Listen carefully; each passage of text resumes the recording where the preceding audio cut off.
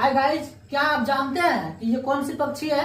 ये हमारी दार्शनिक बुक में, लेकिन इसका नाम क्या है? कठफड़वा। कठफड़वा उसको बोलते हैं जो कि काठ को तोड़ता है, काठ को फोड़ के अपना भोजन निकालता है।